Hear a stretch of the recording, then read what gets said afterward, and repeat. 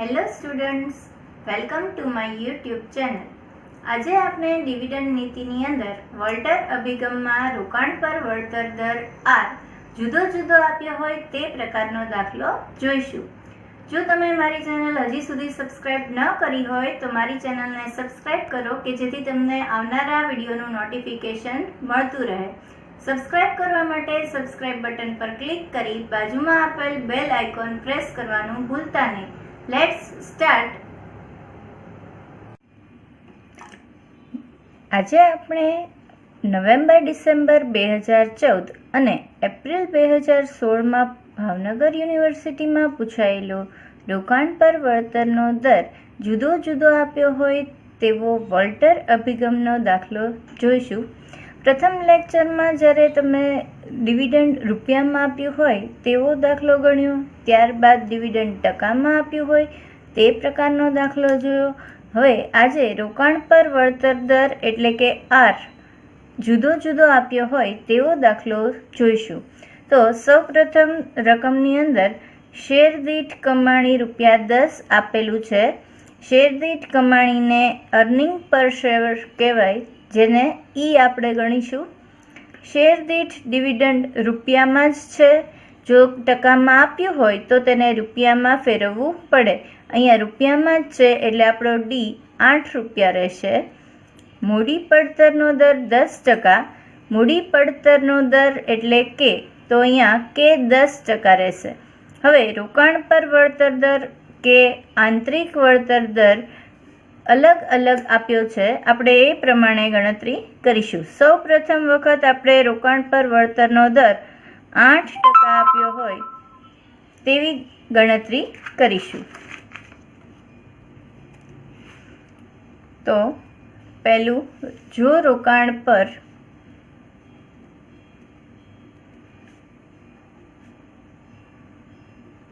વળતરનો દર 8% હોય તો હવે રોકાણ પર વળતર દર 8% છે તો આપણે અહીંયા 8% એટલે કે આર છે. 8%નો અર્થ થશે 8/100. તો 8/100 કરતાં આપણે અહીંયા ટકામાં આપ્યું હોય ત્યારે તેને રૂપિયામાં કન્વર્ટ કર્યા બાદ જ ગણતરીમાં લેવાનું છે. તો અહીંયા 8/100 કરતાં 0.08 આવશે. તો અહીંયા આપણો જે આર છે સૂત્રમાં ત્યાં આપણે 0.08 લઈશું. આ ખાસ યાદ રાખવાનું, 8/100 કરતાં ઘણા સ્ટુડન્ટ 0.8 લખે છે. 0.8 લખો તો 80 પૈસા ગણાય. અહીંયા 80 પૈસા થતા નથી, 0.08 પૈસા આવે છે. એટલે ગણતરી ન ફાવે તો કેલ્ક્યુલેટરમાં એકવાર કરી અને પછી જ જવાબમાં લખવું. હવે આર મળી ગયો. શેર દીઠ કમાણી ₹10 છે તો અહીંયા આપણે $10. શેર દીઠ ડિવિડન્ડ ₹8 છે તો ડી આપણે આવશે 8. હવે જો અહીંયા ટકામાં આપ્યો હોત તો આપણે માનો કે આ 8%માં છે તો તમારે અહીંયા આગળ એક ત્રિરાશિ આવે, કમાણી સામે ડિવિડન્ડ. હવે ટકા છે તો 100% હોય. ₹100 કમાઈએ તો ₹8ની ચૂકવણી ડિવિડન્ડ તરીકે થાય, એટલે 100 એ 8. તો અહીંયા શેર દીઠ કમાણી કેટલી છે? 10. તો 10 એ કેટલા? આ રીતે એક ત્રિરાશિ થાય અને 8 × 10/100. તો હવે 8/10 તો અહીંયા 8/10 કરતાં 0.8 આવ્યું. તો તમારે અહીંયા 0.8 લેવાનું થાય. પણ ક્યારે? જો ડિવિડન્ડ તમને ટકામાં આપે તો. આ દાખલામાં તમને ડિવિડન્ડ છે અહીંયા જુઓ તમે રૂપિયામાં જ આપેલું છે, ટકામાં આપ્યું નથી. આ સેકન્ડ લેક્ચરની અંદર મેં સમજાવ્યું હતું કે જ્યારે તમને ડિવિડન્ડ ટકામાં આપ્યું હોય તો કઈ રીતે રૂપિયામાં ફેરવવું. આ જ દાખલામાં રોકાણ પર વળતર દર અલગ અલગ આપ્યો હોય અને ડિવિડન્ડ તમને રૂપિયાની જગ્યાએ અહીંયા 8% કહી દઉં તો તમારે ત્રિરાશિ એક આ મૂકી અને આટલી ગણતરી કર્યા બાદ અહીંયા 0.8D માં લેવાનો થાય, બરાબર. પણ અહીંયા આપણે આ ગણતરી છે એ કરવાની નથી, આ માત્ર તમારી સમજણ માટે જ છે, બરાબર. એટલે સમજણ માટે હોવાથી આ ગણતરી 0.8 આપણે હવે લેશું નહીં. અહીંયા તો તમને ડિવિડન્ડનો દર રૂપિયામાં જ આપ્યો છે એટલે ડી સીધો ₹8 જ લેવાનો છે. હવે કે તમને 10% આપ્યો છે. જે રીતે આરને તમે ટકામાંથી રૂપિયામાં ફેરવ્યા તે જ રીતે કે પણ હંમેશા રૂપિયામાં લેવાય. તો 10% એટલે 10/100. હવે 10/100 કરીએ, 10 ભાગ્યા 100 તો આવશે 0.1 એટલે 0.10 પૈસા પણ તમે કહી શકો. પોઈન્ટ પછી 2 આંકડા રાખો તો 10 પૈસા તમારે આવશે, એટલે અહીંયા 0.10. હવે વોલ્ટર અભિગમનું સૂત્ર યાદ રાખવાનું હતું તમારે, P બરાબર D પ્લસ R/K કૌંસમાં E માઇનસ D બધાના છેદમાં K. આ સૂત્ર છે. હવે અહીંયા આપણી રકમ પ્રમાણે સૂત્રની અંદર કિંમત મૂકીએ તો ડી હવે રૂપિયા જે તમને 8 આપ્યા છે એટલે ડી તમારો ₹8 રહેશે. આર તમારો આર જે છે 8% હતો એટલે 0.08 આવશે. એના છેદમાં કે છે તો કે તમારી કિંમત અહીંયા આપણે 0.10 છે એ શોધેલી છે તો અહીંયા આવશે છેદમાં 0.10 કૌંસમાં ઈ. ઈ એટલે શેર દીઠ કમાણી, તો શેર દીઠ કમાણી ઈ તમારા છે ₹10 તો આપણે લઈશું 10 માઇનસ ડી છે તમારો 8 તો અહીંયા -8 અને બધાના છેદમાં કે છે એ ભૂલવાનું નહીં. આટલું કરીને ગણતરી પૂરી નહીં થાય. અહીંયા બધાના છેદમાં કે એટલે પાછું 0.10 કરવાનું. હવે 8 એમને રહેશે પ્લસ 0.08 ભાગ્યા 0.10 કરવાનું છે. 0.08 ભાગ્યા 0.10 તો તમારે આવશે 0.8 અને 10માંથી 8 જાય તો 2. હવે આ કૌંસની બહાર અને અહીંયા આ બંને વચ્ચે કોઈ નિશાની નથી તો આ બંને વચ્ચે ગુણાકારનો સંબંધ છે. અહીંયા આવશે ગુણ્યા 10માંથી 8 જાય તો 2. હવે બધાના છેદમાં 0.10 એમનેમ રહેશે. હવે ભાગુ સભા નિયમ પ્રમાણે અહીંયા સરવાળો આ બંને વચ્ચે પહેલાં નહીં થાય, અહીંયા પહેલાં ગુણાકાર થાય ત્યારબાદ સરવાળો થાય. તો હવે આવી રીતે આવે ત્યારે તમારે હંમેશા અહીંયા એક કૌંસ કરી લેવો કે જેથી ભૂલમાં 8 વત્તા 0.8 પહેલાં ન થઈ જાય. ચલો હવે આપણે પહેલાં 8 એમનેમ રાખશું. 0.8 ગુણ્યા 2 તો 0.8 ગુણ્યા 2 કરીએ તો 1.6 આવે છે. અહીંયા આપણે લખશું 1.6 અને છેદમાં 0.10. ચલો 8 વત્તા 1.6 તો આ 1.6 છે એમાં હું 8 ઉમેરી દઉં તો 9.6 આવશે. તો ઉપર આવશે 9.6 અને છેદમાં આવશે 0.10.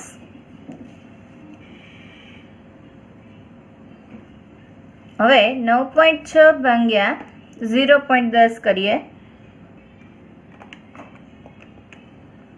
તો ₹96 આવશે. તો પી બરાબર ₹96. આ રોકાણ પર વળતર દર 8% હોય તો ગણતરી કરી પી તમારો આવશે ₹96. હવે આ જ દાખલામાં તમને રોકાણ પર વળતર દર 8% આપણે ગણ્યું, હવે 12% છે તો આ જ રીતે આપણે ફરીથી ગણતરી કરીએ જો રોકાણ પર વળતરનો દર 12% હોય તો. અહીંયા આપણે બીજી ગણતરી કરીએ. બીજું, જો રોકાણ પર વળતરનો દર 12% હોય તો ચલો હવે આર 12% છે એનો અર્થ એમ કે હવે આર તમારે 12% એટલે 12/100 તો 12 ભાગ્યા 100 કરીએ તો 0.12 આવશે. અહીંયા આવશે 0.12.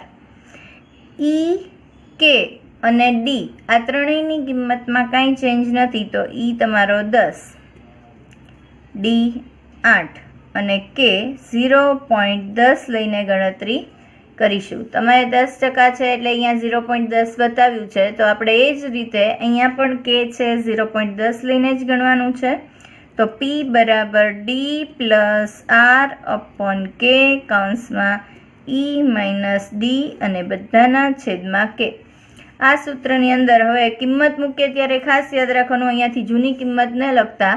હવે 12% લેખે ગણતરી છે, આર બદલાશે, બાકીની કિંમત તમારી જૂની રહેશે. તો આ ડી છે એ 8ના 8 રહેશે, પ્લસ આર તમારા 12% હતા એટલે 0.12 થશે, છેદમાં કે છે 0.10, તો અહીંયા આપણે લઈશું 0.10. કૌંસમાં ઈ રૂપિયા 10 હતા તો 10 એમનેમ, માઇનસ ડીની કિંમત હતી તમારી 8 રૂપિયા, તો ડી અહીંયા આવશે 8 અને બધાના છેદમાં કે છે 0.10. ચલો 8 અહીંયા એમનેમ રહેશે. હવે 0.12 ભાગ્યા 0.10 કરીએ. 0.12 ભાગ્યા 0.10 તો તમારો જવાબ આવશે 1.2. તો અહીંયા આવશે 1.2 અને આ બંને વચ્ચે અહીંયા કોઈ નિશાની નથી, તો એનો અર્થ એમ છે કે ગુણાકાર છે, તો અહીંયા ગુણ્યા 10માંથી 8 જાય તો 2 અને બધાના છેદમાં 0.10. હવે અહીંયા 8 પ્લસ 1.2 નહીં કરતા ખાસ ધ્યાન રાખજો, અહીંયા ભાગુ સભા નિયમ પ્રમાણે ગુણાકાર પહેલાં થશે, તો આપણે 1.2 ગુણ્યા 2 થાય. આ 8 એમનેમ રહેશે, તો નેક્સ્ટ સ્ટેપમાં 8 પ્લસ, ચાલો હવે 1.2 ગુણ્યા 2 કરીએ તો 2.4 આવશે, એટલે ઉપર આવશે 2.4 અને નીચે છેદમાં 0.10. ચલો 8 પ્લસ 2.4 તો આવશે 10.4 અને છેદમાં 0.10. ચલો હવે આ બંને વચ્ચે ભાગાકાર છે, ઉપર નીચે છે એટલે ભાગ્યા 10.4 ભાગ્યા હું 0.10 કરું તો જવાબ આવશે 104. તો પી બરાબર રૂપિયા 104. અહીંયા આપણે 96 આવ્યો, ત્યારબાદ આપણે 12% લેખે ગણતરી કરી તો જવાબ 104 આવ્યો. હવે રોકાણ પર વળતર દર 16% હોય એવી ગણતરી કરવાની છે, તો આ જ રીતે આપણે ત્રીજી ગણતરી કરીએ. જો રોકાણ પર વળતર દર 16% હોય તો નેક્સ્ટ ગણતરી કરીએ. ત્રીજું, જો રોકાણ પર વળતરનો દર 16% હોય તો, ચાલો હવે 16% હોય ત્યારે આપણે ગણતરી કરીએ છીએ, તો આર હવે બદલાઈ જશે. આર છે 16%, એનો અર્થ છે 16ના છેદમાં 100, તો 0.16. તો અહીંયા આર હવે આપણે 0.16 લઈને ગણશું. ઈ એટલે કે શેર દીઠ કમાણી 10ના 10 જ રહેશે. ડિવિડન્ડ એટલે ડી 8 જ રહેશે અને કે 10%ની બદલે હવે આપણે 0.10 લઈને ગણવાનું છે, તો અહીંયા આવશે 10%ના 0.10.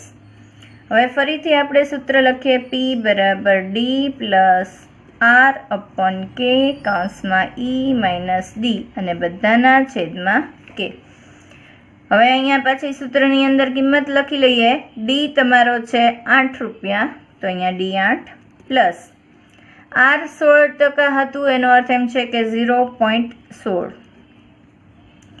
કે તમારો છે 10%, 0.10 કૌંસમાં ઈ તમારો છે 10 માઇનસ ડી આવ્યો ફરીવાર, તો 8 રૂપિયા અહીંયા આવશે, બધાના છેદમાં 0.10.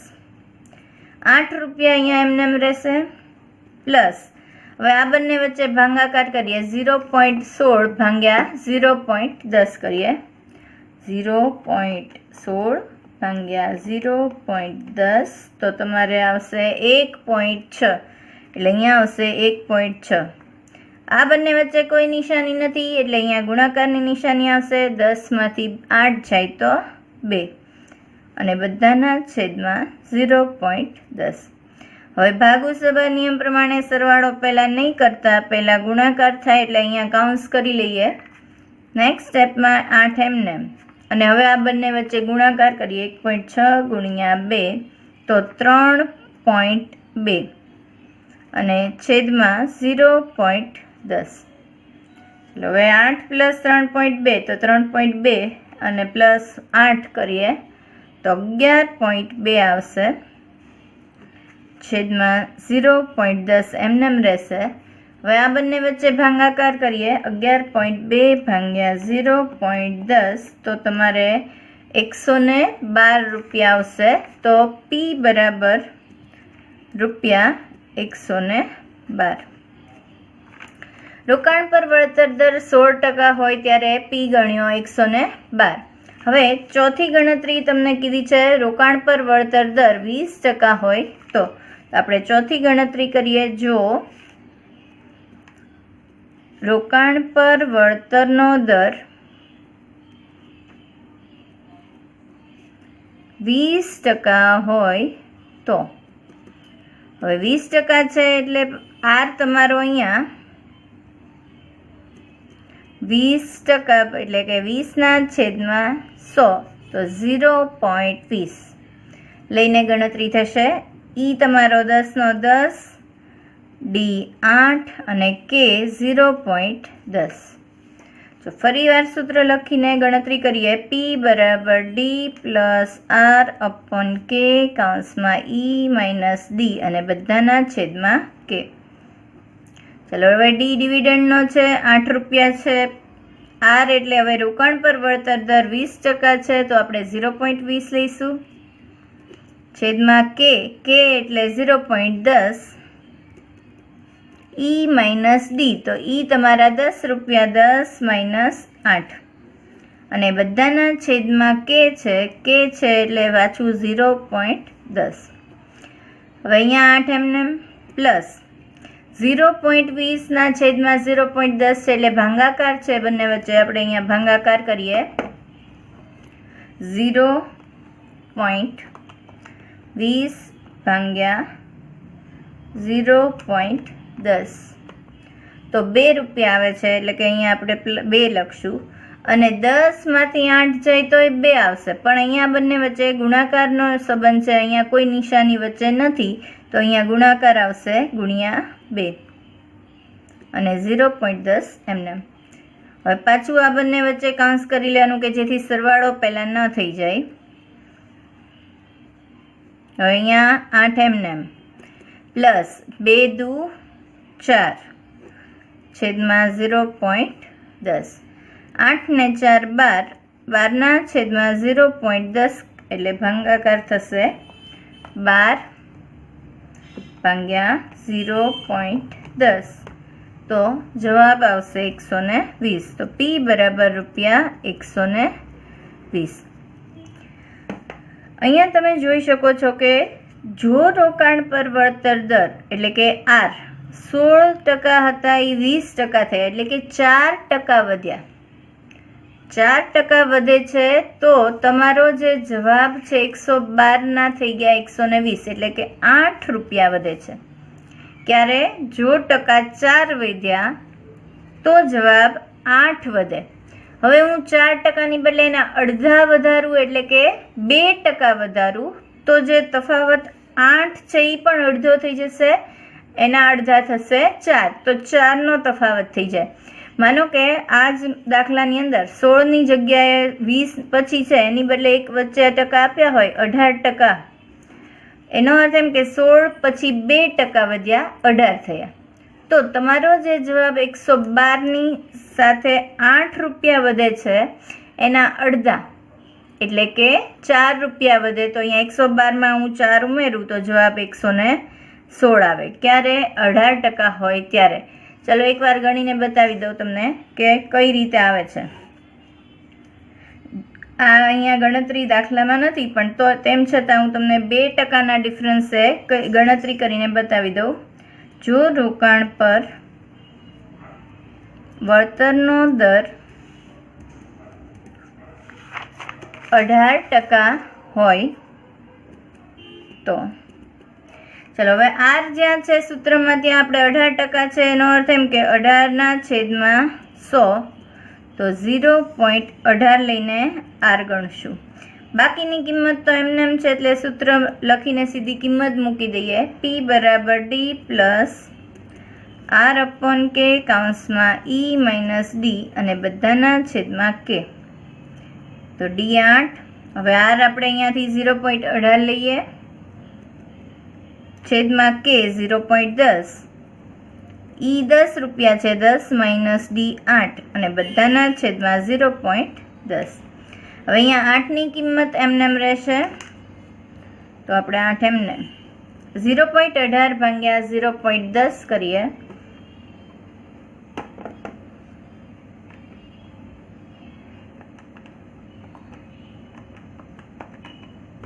તો 1.8 આવે છે, એટલે અહીંયા આવશે 1.8 અને 10માંથી 8 જાય તો 2, તો અહીંયા આવશે ગુણ્યા 2.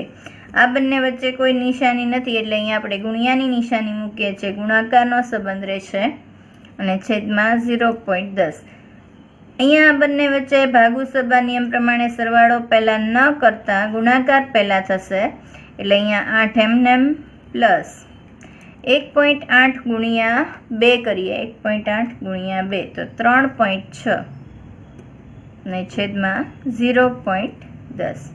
ચલો 8 અને 3.6 નો સરવાળો કરીએ. 8 પ્લસ 3.6 કરતાં 11.6 આવશે ઉપર, છેદમાં 0.10.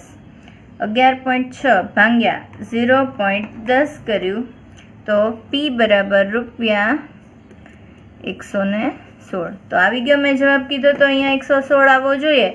જેમ તમે ટકામાં 2% વધ્યા તો તમારો જે તફાવત 8 હતો એનો અડધો થઈ ગયો 4 રૂપિયા.